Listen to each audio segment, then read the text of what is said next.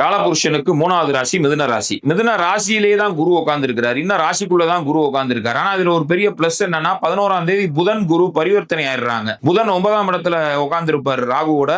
அவர் 11ஆம் தேதி என்ன பண்ணிடுவாரு, நீச்சமாகி 10ஆம் இடத்துக்கு போயிருவாரு. நீச்சமாயிடுறாருன்னு கவலைப்பட வேண்டாம் மிதுன ராசிக்காரவங்க. ஏன்னா புதன் குரு பரிவர்த்தனை யோகம் இருக்கிறதுனால ஓரளவுக்கு சமாளிச்சிடலாம், ஓரளவுக்கு நல்லபடியா கொண்டு போயிடலாம். பட் இருந்தாலும் பொருளாதாரத்திலையும் சரி, வேலை உத்தியோகத்திலையும் சரி, பெரிய ஏற்றம் பெரிய இறக்கம்ன்றது பெருசா எதிர்பார்க்க முடியாது. ஆனா ஓகே, சமாளிச்சிடலாம். ஆனா ஒரு மாற்றங்கள் இப்ப நடக்கும்.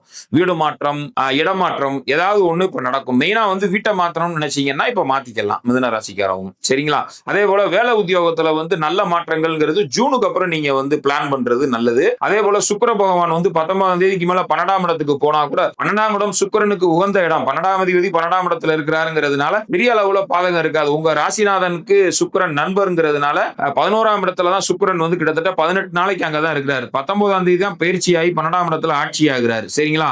இதுல புதன் குரு பரிவர்த்தனை வேற.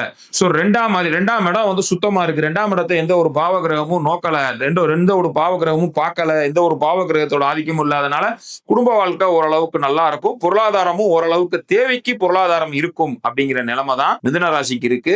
சோ மிதுன ராசிக்கு இந்த மாதம் பொருளாதாரத்திலையும் சரி, குடும்ப வாழ்க்கையும் நன்றாகவே இருக்கும். மிதுன ராசிக்காரவங்க வழிபட வேண்டிய தெய்வம் வியாழக்கிழமை தட்சிணாமூர்த்திக்கு மட்டும் விளக்கு போட்டு சாமி கும்பிடுங்க. ஜென்ம வியாழன் இருக்கிறதுனால. சரிங்களா? நன்றி.